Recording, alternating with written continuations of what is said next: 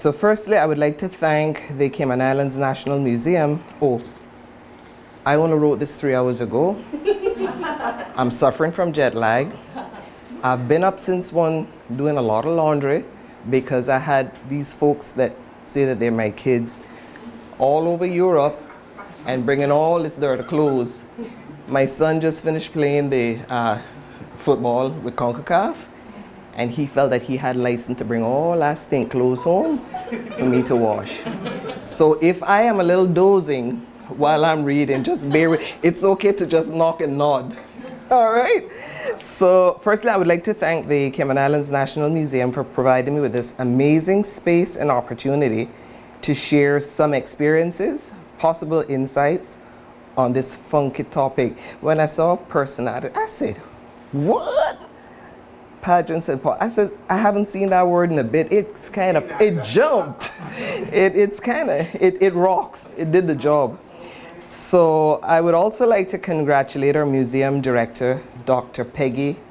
And if I mess with your name, you know, it's innocent, right? So Leshika, I got it, yeah. And her team for its dedicated efforts in helping us understand our history and culture through these speaker series.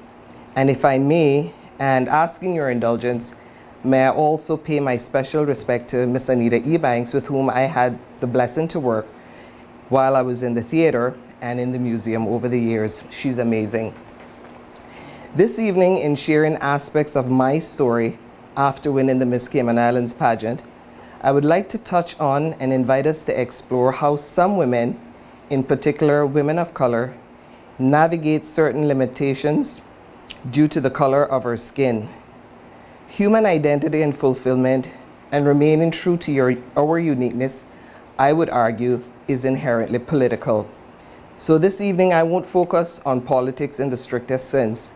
You know, when you're running for office and all the machinations that go on, they call it strategy, when they're messing with you and your family, that takes place when you're going to try and be successful at the polls. So, who in our audience remember she's as black as a ching ching, oh but she's sweet, right? And who remembers gyrating to that song when it was rocking down at Royal Palm? I'm gonna come back to that, but this was a song that was written and produced by the Barefoot Man. She's as black as a ching ching, oh but she's sweet, built like a breadfruit, she have plenty of meat. And then it also goes on to say, lots of Cayman girls, she have curlers in her hair. As some of you may know, my sojourn in winning the Miss Cayman in 1982 was unorthodox, to say the least. I was actually voted in by the community because there was no pageant. And as fate would have it, I was voted Miss Personality and Miss Amity at the Miss World and Miss Universe pageants, respectively, by the contestants, and that's never ever happened again. The year that I won was marked by certain conflicts, and it's not even important to get into those conflicts, it is what it is. And that led Harriet Lott Hurlston and two many special people to name in taking steps to take me and raising funds so that I may attend the Miss Universe and later the Miss World. I was actually crowned Miss Cayman after my relative success at the Miss Universe pageant. In those days, I was the first Caymanian teaching aerobic exercise at Nautilus. Anybody remember Jackie Smith and her husband with the Nautilus, with the exercise in the machines? Well, I used to be one of the coaches. And so while I exercised in the evening, I used to work full-time at the Royal Bank at the time. I also used to have a natural hair journey. I remember I used to keep my hair straight and shoulder length. And one evening I went back to Bordentown, the hair all off, Tammy cut it all off for me, really next to my skull. My mom looked at me, all she did was roll her eyes, she didn't say a word.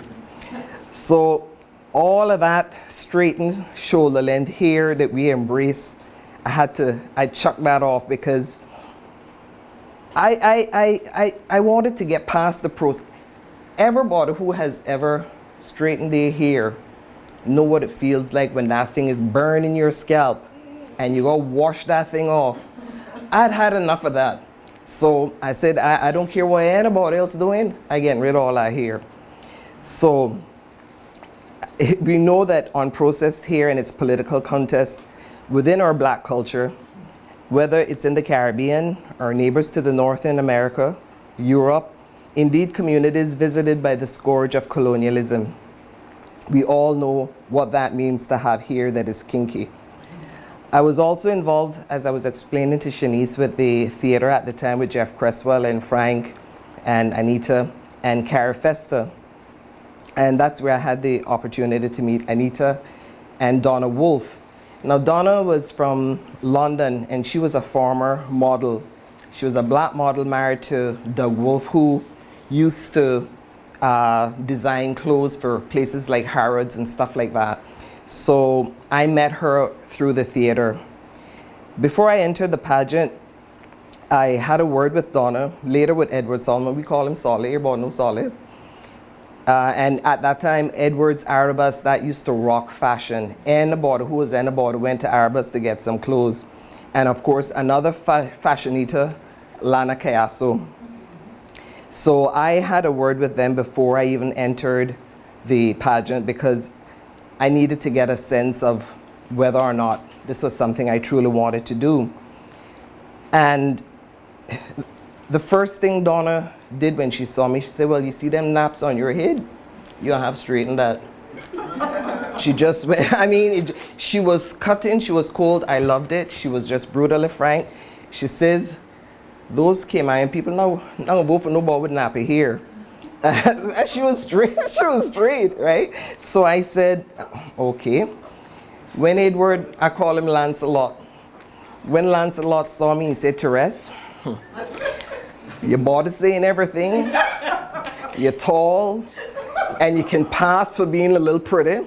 But that hair, you have to do a little something about that. So, oh my goodness. So, you know, in as much as, you know, I'm laughing at it now, thankfully. At the time, I was a little disheartened because I was just growing into a space where I started to embrace who I was. And I mean, at that age, I was fairly young. And I just had the Cara Festa experience, going to Barbados and seeing how people embraced themselves. Now, Jewel Rose, you know, I grew up until I was about 10, 11, until in Jamaica. So to put all of this in context and why I was willing to take that risk in shaving my head, literally, my mom is Cayman's first police. And when she was training to be a police, she took me when I was a baby with her as a single parent to Jamaica. So my first formative years, the first 10 years, 11 years, were in Jamaica. And my mom was the bomb. She is just an awesome person. And, you know, so I saw I lived an experience on the one hand in Jamaica where Jamaica was going through that era with Michael Manley, who started to get rid of a lot of the colonial shackles. And then I would come to Cayman, where politicians would tell you, education is, you don't need to be educated, you don't need to be smart. And in fact, people actively discouraged education. And I know people used to, and Jewel Rose, I now call no names, right? But people used to think that I thought I was all of that, which I didn't. I just felt dislocated, having a different experience. And I've always felt like I was somebody as an outsider looking in. When I was living in Cayman, I lived with my uncle. My uncle, like my mom, was a very senior police. And when I wasn't living with my uncle, I was living with some of my cousins. Now, in our family, especially in Bordentown, no matter how black you are in a family, you're going to find two little brown skin, one in that same family. So that has its issues. Jewel Rose, am I lying? That has its genetic issues as well. So in as much as certain people weren't treated necessarily differently, there were certain nuances in terms of how the Browning was treated and how the baggage, because that's what they used to call them aboard in town, how the baggage were, were treated, right? So, and it really, on some level, offended me. When I went to school, and I had a wonderful teacher in Kathy Moore who taught me English, the teachers never understood where someone like myself was coming from. And in many cases, teachers were not necessarily interested in your social background to determine whether or not you needed some help, some support, et cetera, et cetera. It was just what it was. So I went from a student graduating, doing the common entrance level in Jamaica, coming first, and then coming to Cayman, did really well in school. A-levels did, our year was the first to do more than 9 O-levels, and flunked every one except English language and literature with Colin Ross. My mother then said, something's wrong. This didn't make any sense at all. And I didn't say anything to her. I just remained that person who observed what was going on and tried to make sense of it, because it was schizophrenic on a certain level. So that just puts that whole thing into context. When Donna then told me, like I said, that I had to cream my hair again after I'd taken so much time to take that off, you know, I was deeply offended. And today, I go natural. So I rock my natural hair, and I can put it blonde when I feel like putting it blonde. I couldn't put it black or I can wig it. I don't bother with the creaming. That is historic.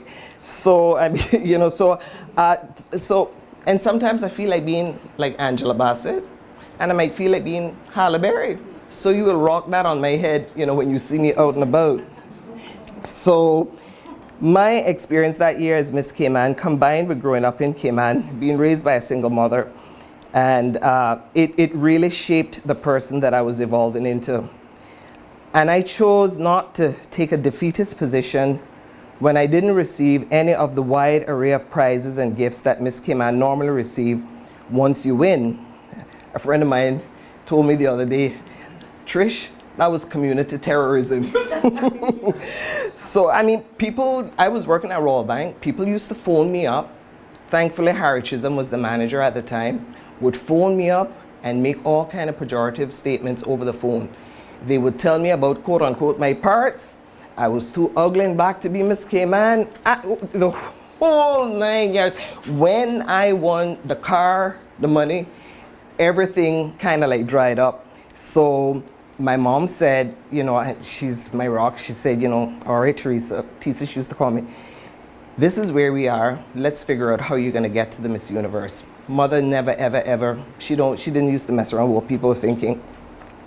So I then, people like I say, Edward owned Arabus. Edward gave me a complete wardrobe, gratis. Didn't pay. See, so when you see me raising money and doing what I do, I know why I do it pro bono. Free wardrobe. Sharon Hurlston, who was a good friend, took her diamond earrings out of her ears. She put them in my ear. She had a lovely bracelet. She said, T, I got this from my grandmother, don't lose it. She put it on my, and because, as Edward said, you may live in Bordentown and people may see it as the bush. When you go to represent us, no border, don't need to know where you come from. As my mom used to say, you might be poor, but you don't have to look poor. So I had Hartwell with a whole bunch of people, too many to name, who actually invested in me emotionally and so on. So when that occurred, I said, I'm not gonna let these folks down. I'm just gonna go, I'm gonna do my best. When I got to the airport to go to Peru, I didn't have no visa. As fate would have it, the guy who owned the Miss Universe was there. He spoke to the attendants and said, she's one of the pageant contestants. Please let her go on the flight. And that's how I ended up getting to Peru. So, you know, in terms of my performance and how I did at the Miss Universe and the Miss World, that's history. Did fairly well, ended up being one of the finals at the Miss Universe. When I came back, I decided to model. I got a space at Eileen Ford Modeling Association in New York, and I was there for 6 months. And for those of us who don't know what it really takes, certainly at that time, to be a success, if my mother ever knew what was going on, I just hightailed and came right back to Cayman. So I decided, since I wasn't going to do modeling, I wanted an education. And when my mother met me at the airport, she had tears in her eyes. She says, "Okay, you're ready. Tell me what you need." Mr. Jefferson, Thomas Jefferson, and like I said, some people you'll hear me name because they played such a crucial role in this whole journey. I went to see Mr. Jefferson, who I'd met some time ago when I was working Royal Bank, and I told him, he knew the story with the Miss Cayman, and he says, he stopped me midway and he says, "What do you want?" I said, "I need a job to work full time, but I need to go to school at nights." He said, "Just name it." I had Colin Ross teach me for free A-level English Lit. Mr. Spears teach me O-level maths for free. Eustace Francis, A-level economics. I was the first Cayman to get a grade A in economics. And the list went on. So I ended up repeating. Derek Tyler taught me biology. I repeated 7 O-levels, 4 A-levels in 9 months. Everybody told me it was impossible except my mother. And I delivered. I got into London School of Economics, and I was ready to go, and my mother had a heart attack. So I had to digress. Got her better, and I didn't want to stay in Cayman because I didn't want to lose my energy to leave. And I received a scholarship from Mr. Arthur Hunter, who was with Hunter & Hunter at the time. Mr. Hunter is from Bordentown. He knows my family background, etc. I went and I saw him, and I explained what was going on. I said, "I don't want to stay, and if I stay, I'm going to lose my interest in an education, and I want to go." So he said, "Well, can you find a school that's going to accept you in January?" And I went and I researched. York University has a brilliant program, but you can't do law at Osgood without a first degree. So I went back and saw Mr. Hunter, and I said, "Boy, you promised to give me scholarship money for 1 degree, but if I go to Canada, I'm gonna need 2 degrees. Can you afford that?" So he said, "Let me speak to my partners." Within an hour or so, Mr. Hunter called me and he says, "Make the application to do the degree," and so on and so forth. Before I went to Canada, I went to speak to Edward because I wanted him to know that I was leaving. And Edward said that, "T, if you had the support and confidence, I'm sure you would have done really well at the Miss World. You didn't have that, but you have," and what Edward calls is a shine. There's something about you that people see when they meet you. You have it, but there's also something else that keeps you from being a success. And what that was a subliminal anger because of how the experience of living in Cayman and grappling with that and navigating that. So Edward said, "You know, Therese, if you're gonna go to York, I want you to be not only smart intellectually, but I want you to be smart so that you can be a success." And he says, "Don't make the mistake that people like me and Roy made. You go up there, get an education, but come back and don't bring no baggage." So I went to York, and the first humanities class that I had a lady by the name of Lisa North, who remained my mentor for the whole 4 years while I was there. Did a course in Latin American politics. And at the end of the class, she said, "Theresa, come and see me after the class." So I went to see her, sat down for a bit. Miss North, she don't pussyfoot around. She said, "I'm not got no time for that, really." She says, "You have a brilliant mind, and you have," and I can't remember what she said, but she talked about my intuition where people are concerned. And she said that if I were you, I'd change your first degree in economics and do political science. And she said, and as I was leaving, she said, "You got bad attitude." She says, "You got a bad attitude. You got to do something about that And if you're going to remain angry, direct and channel that anger in something else. So when I went back to my room, the dorm, I said, well, gee whiz, just last week Edward Solomon said that to me. And now I'm here. And I'm thinking in one of those moments that I had, and I always call it to God be the glory moment. And I've had quite a few of those checkered in my life. And I said, okay, these people see something that I am not aware of. I know what I'm feeling inside, but I need to work on this. So I went back to see her. Normally, now, you know, remember I'm from Bordentown. Bordentown has got plenty of lip. And they would argue with breeze. So this time I kept quiet, didn't say too much, and thought that I'd reflect and think about what folks are trying to communicate with me so that I could see this kind of success that they were talking about. And, you know,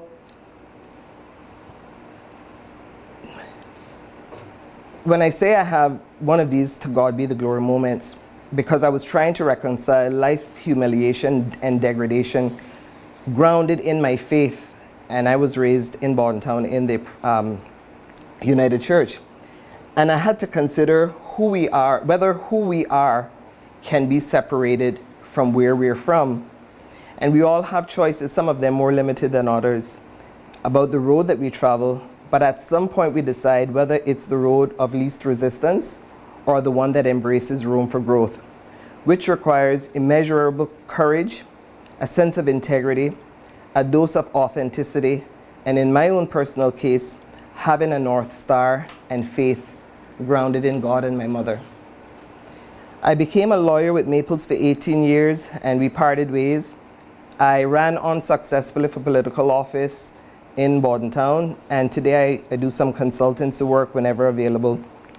And in May of this year, I had the honor of being appointed to FIFA's Judicial Committee, and that's where I was coming from, which is why I got the jet lag.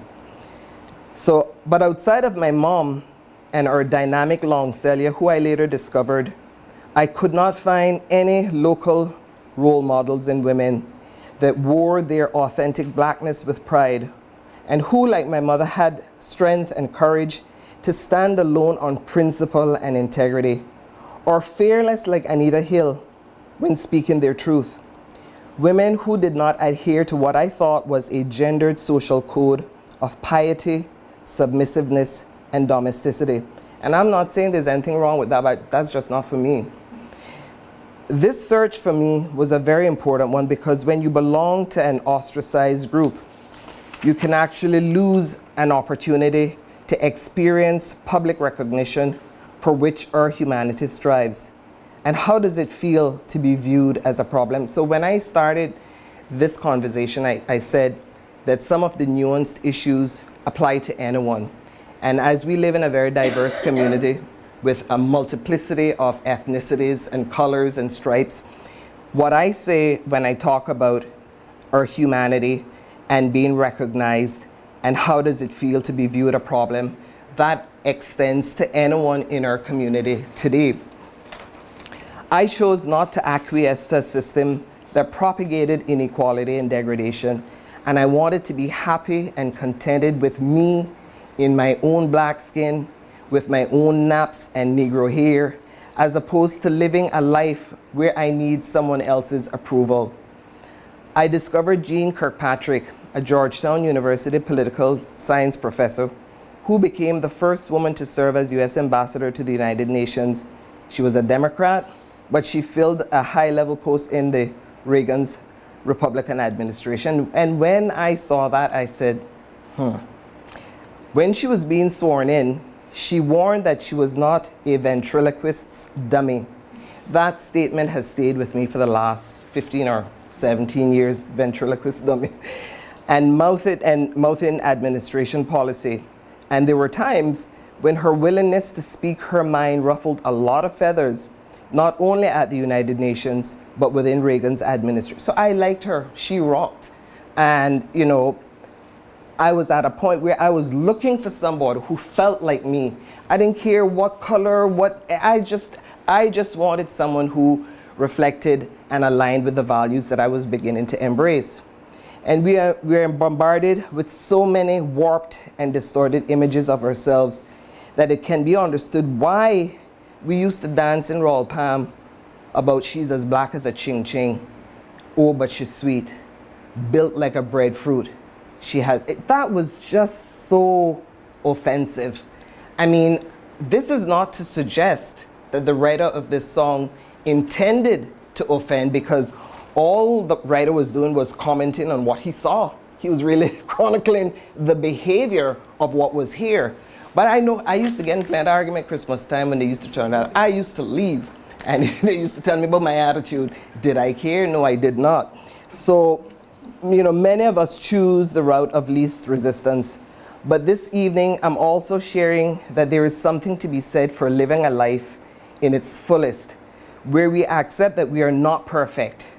We accept that there is pain, loss, disappointment, shame, rejection that life can dish out, and it did so plenty for me because, when you choose to speak your truth in a community that despises folks that can think, believe you me, you put yourself on the edge and you just putting a stamp on your forehead saying, abuse me, abuse me, abuse me. When I returned, when I completed my first degree and didn't want to talk to nobody, used to get in an argument with family all the time and didn't go to no family thing. So my mom said, you can't live this life. And I remember her saying, what is wrong with you people when you go to these fancy universities and you come back? And my mom was frustrated. She said, I'm going to carry you down here to Sunshine, boy. Maybe he can teach you something. She was referring to the Honorable Roy Borden. And Roy had apparently known about me and so on. And I went, and it was a Sunday evening after church, about 2:30-ish. I'd just eaten the oxtail and rice and bean. And I stayed with Roy until about 3 in the morning. And Roy refers to me as his fifth sister. There's a bond and a love. The late Edna Moyle once came and visited me. She says, I have heard you say some things to Roy. And she has. And he don't get it. And Roy swallows it because Roy knows that it's from my heart. It's not intended to be abusive. I am just speaking the truth, which is what he always wanted me to do, including when I ran his campaign. And he didn't allow anyone to interfere with my ability to always speak the truth. Now, I would never embarrass him publicly. I don't embarrass none of our leaders publicly. On the radio, when I speak, even when they do things that I find a little edgy, I never call them out on it. I speak to the issues, and I invite Caymanians to think about those issues and what it means for them. No one likes to be publicly shamed, so I don't do that stuff. So my relationship with Roy developed, and I have to tell you, if I didn't have Roy and Steve McFeel in my life, no matter what folks say about them, I could easily have slid down a very dark path, because they allowed me to know that it's okay to have a brain, it's okay to be different, and it's okay to stand tall when you ought to be bended in a very narrow room. That's a paraphrase of Audre Lorde. I just love her work. So I say all of that to say that being vulnerable, it's okay. When you run for politics, you got to know that you're going to be scrutinized, and the whole world going to be creating stories that even you have to say, well, gee whiz. I mean, for real. So, and unfortunately, the kids actually, suffer as a result. And the other day, a few years ago, something occurred. And my eldest daughter said, my eldest daughter reminded me about what it means when you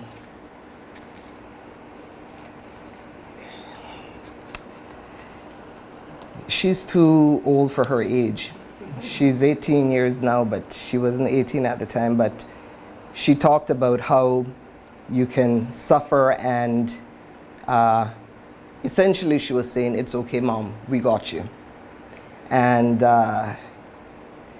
when your North Star, and I refer to it as my mother and my faith, but believe you me, it's also with my family.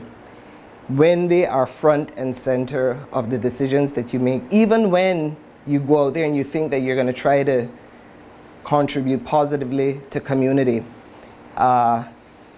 they take a hit, a huge hit. My son, the school that they attend means that they integrate with students whose parents have had a negative experience with the parents. And I never brought that in the house. And someone asked me the other day, how can your son and ex be friends when so-and-so occurred? And I said, my experience has nothing to do with my son and his relationship with the friends that he makes. And the person looked at me and thought I was a little crazy. Well, in our house we call it cray. We don't use crazy, we call it cray. They thought that I was a little strange. And now with my kids understanding a lot more, especially the oldest one, she now questioned, how did we do it? And I said, I wanted my kids to have an experience where they didn't have to necessarily be compromised by the way things turned out for me. I wanted them to have their own experiences, and you know, when they had issues and conflicts, we talked about it honestly and openly. I pray often with my kids. I was making Magdalene laugh when we started because the oldest one is studying on the other end of the world, and I had to run to Bontown Church to beg them to put her name up on the prayer list. Because as my mom said to me when I was going to Canada, you used to ask me why I give everything that I have to everyone. And because I used to get vexed. When my mom used to come from Jamaica to Cayman for Easter and Christmas, everybody had to get something. And my lip was down on the ground. And she said, you know, the kindness that I've shown to other people, you're going to Canada, I don't know nobody up there. I'm just hoping that somebody's going to be kind to you. So in ending and in closing, it's okay to be vulnerable. It's okay to be authentic and honest, because for me it's liberating. Everybody know that I speak my mind now. I'm not going to apologize to nobody. They know that what they see is what they get. Right, Pam? And much like the traits of curiosity, kindness, honesty that we can develop, the more you practice your authenticity, the more you realize that it's okay not to be perfect or liked by the world. And in my own experience, it breeds respect. And that's it. And I didn't sleep.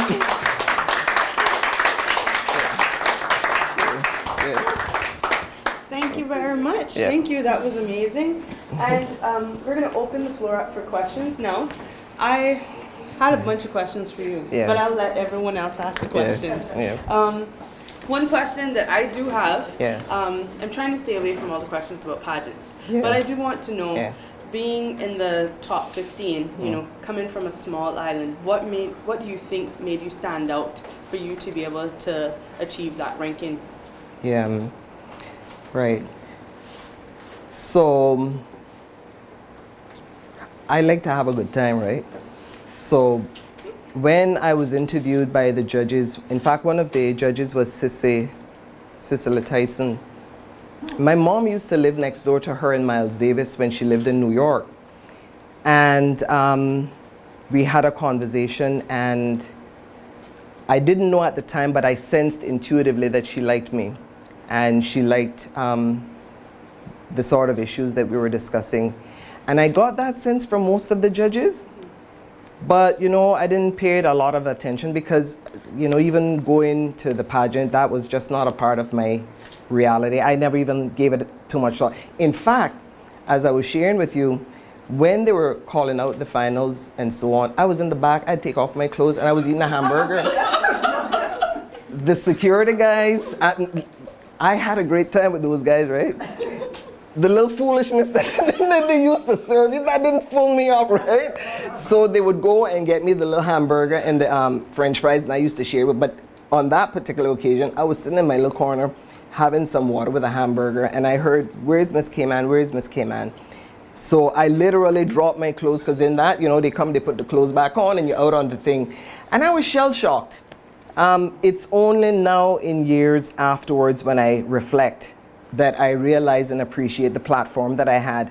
And when I've been involved with subsequent Miss Cayman pageants, I often try to share that it's less to do with how you look, even though that is important. There is always room for a dark horse.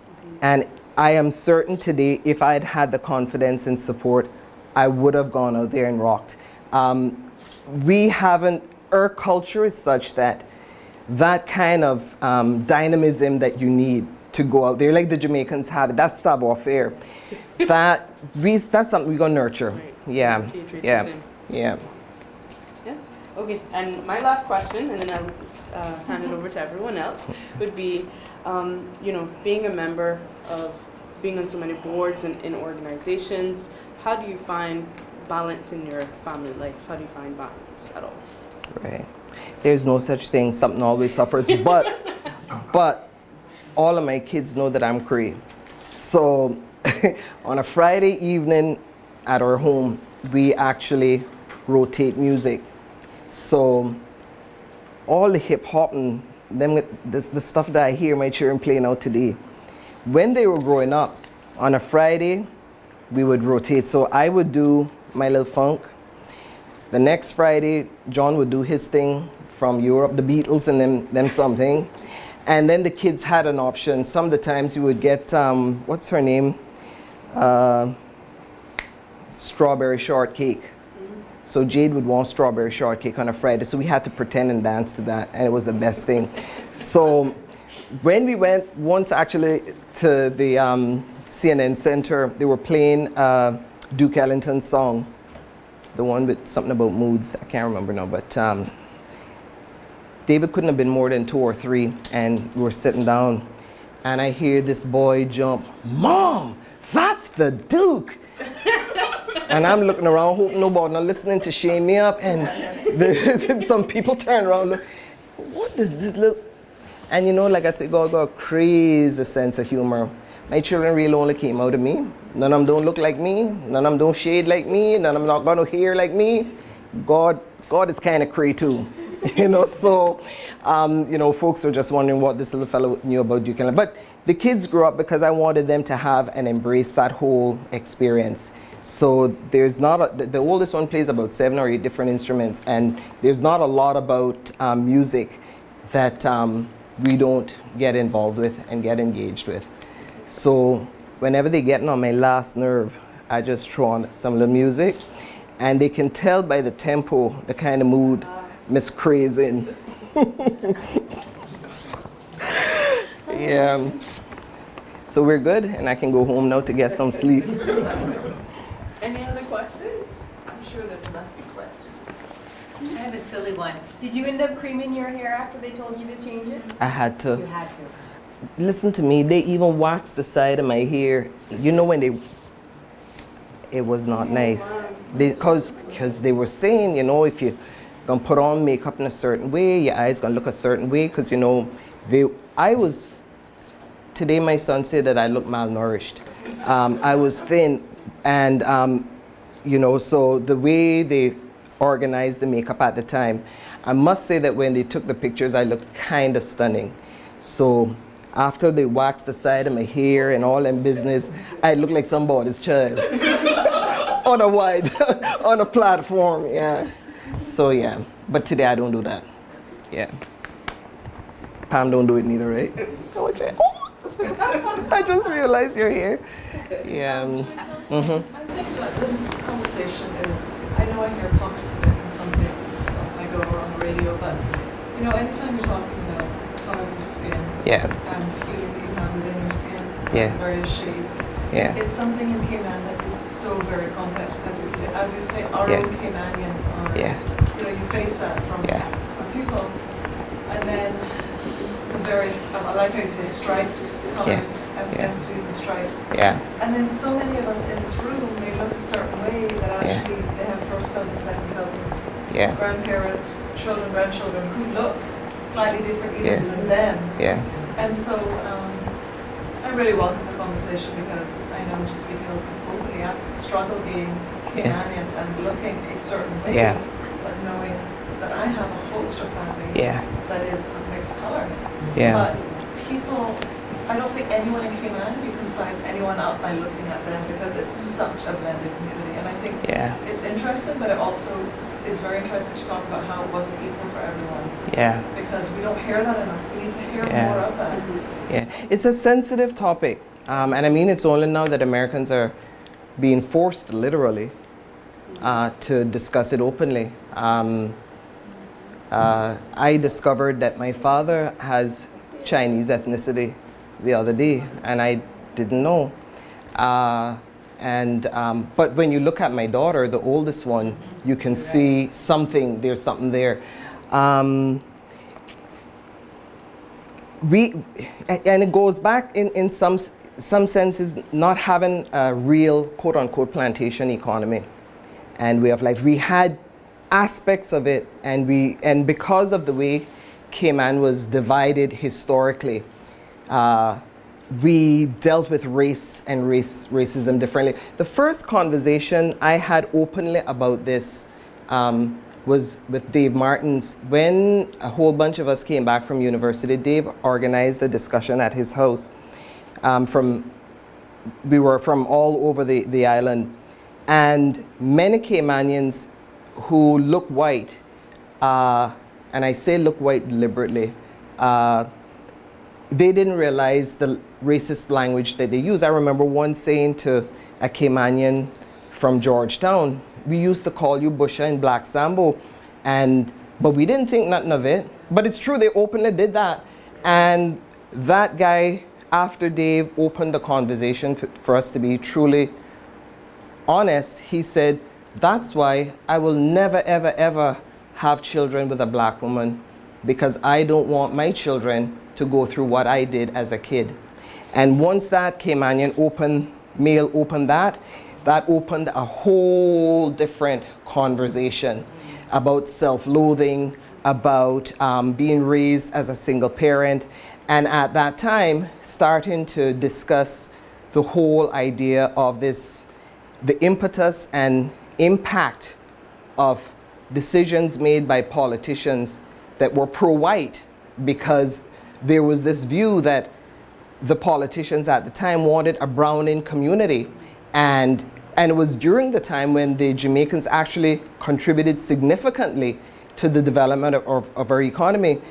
And I remember when, folks used to say about the Jamaicans on Eastern Avenue, call them higglers and cornflakes and onion and all that foolishness. They were busy amassing wealth to send their children to university, while we were saying, while we were making really silly comments about you don't need an education. And what eventually evolved, as you notice today, is that black folks were educated. Linford Pearson, Roy Borden, Steve McField, Frank McField. White folks weren't. And there was a reason why the white merchant class community did not believe there was a need to be educated. So there is a lot we need to flesh out, because Cayman is special in that we have been so embracing where diversity is concerned. And for a long while it worked, But today, because of the way the economy is evolving, certain decisions that are made politically, and you see the blogs, what the blogs say, there is the anger that is there, and one can understand why that anger exists. But we have to be honest about this conversation. And we, as one of my tutors used to say, you got to put on a cold towel on your head and actually talk about it, because I guarantee that if we don't, the folks, primarily Caymanians, that are left on the periphery, they will start the gun violence, they will start the craziness, and our children won't enjoy what we've built. It is as simple as that.